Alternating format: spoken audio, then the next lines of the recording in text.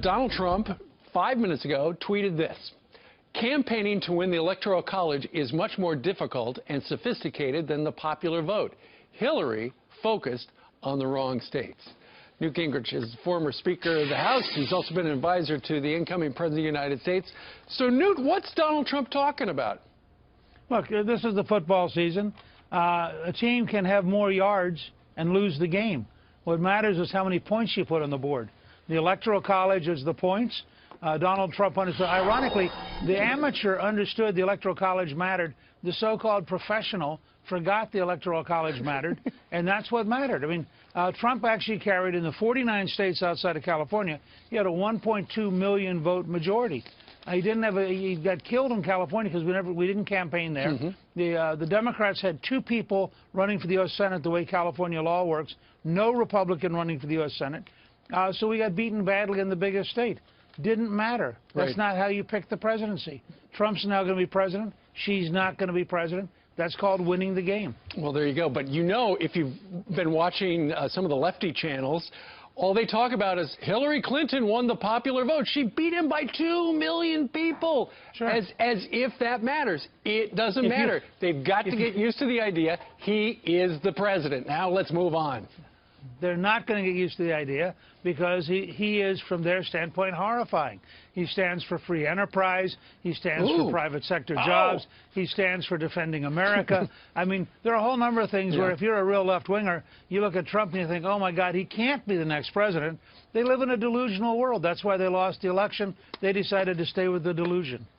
Well, it's interesting. When Donald Trump takes over, it's pretty, I think you would agree, there's a pretty good chance that he's going to undo a lot of the executive orders that Barack Obama signed during the last couple of years. The current president sat down with NPR's Morning Edition for an interview, and it's interesting, Newt.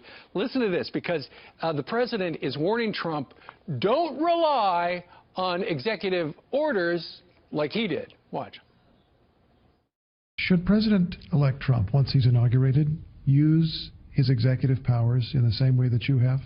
My suggestion to the president-elect is, going through the legislative process is always better, in part because it's harder to undo. Well, it sounds like he knows that some of his stuff is going to get undone come January 21st, but still for him to say, yeah, go through Congress, I don't remember him actually doing that much. Look, what you're watching is a man who realizes all of a sudden that like 90% of his legacy is going to disappear because he didn't do the hard work of passing legislation. He didn't reach out to work with the other side, which, by the way, is also a warning to Trump. Trump needs a bipartisan Trump majority that actually passes legislation in the House and Senate. It can't be narrowly Republican. He doesn't want to repeat the Obama mistake. But you watch, starting the opening day when Trump begins to repeal all these executive orders, it's going to be like one of those balloons that deflates. I mean, the Obama legacy is going to do this and down to about a core of 10 or 15% of what he originally did. The rest is all going to disappear within a year. Of course, that's with executive powers, but the big question is how much is Donald Trump going to be able to get done in Congress relies in some measure on the number of Democrats who are actually interested in getting something done and are willing to extend a hand of bipartisanship across the aisle.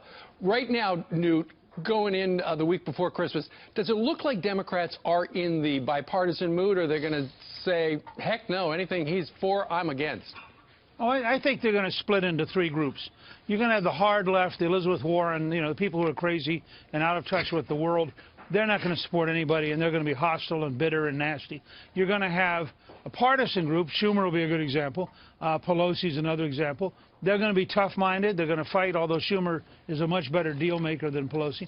But then you're going to have a lot of individual Democrats who are going to say, wait a second, I don't want to deal with 8 years of yelling no. You're going to do an infrastructure bill, I'd like to be part of it. You're going to do a big tax bill, I'd like to be part of it. You want to try to fix education, hey, my neighborhood needs help. Trump is a pretty good deal maker. His book, The Art of the Deal, is very revealing. And I think you're going to see Trump reach out to a lot of people. I suspect he's going to sit down with the Black Caucus. He'll sit down with the Hispanic Caucus. He's going to say, hey, Can't we do better than 4,000 people being shot in Chicago? Yeah. Now, it's a pretty low standard to try to go down from 4,000 people being shot in 1 year, but he at least cares. And I think you're going to see that again and again. I think Dr. Carson is going to reach out in ways people are not used to. I just think piece by piece, there's a Trump majority which is 30 or 40 votes bigger than the Republican majority in the House, and 8 or 10 votes bigger. Remember also in the Senate, remember, you got 25 Democrats, counting the 2 independents who vote with them, 25 Democrats up for re-election in 2018.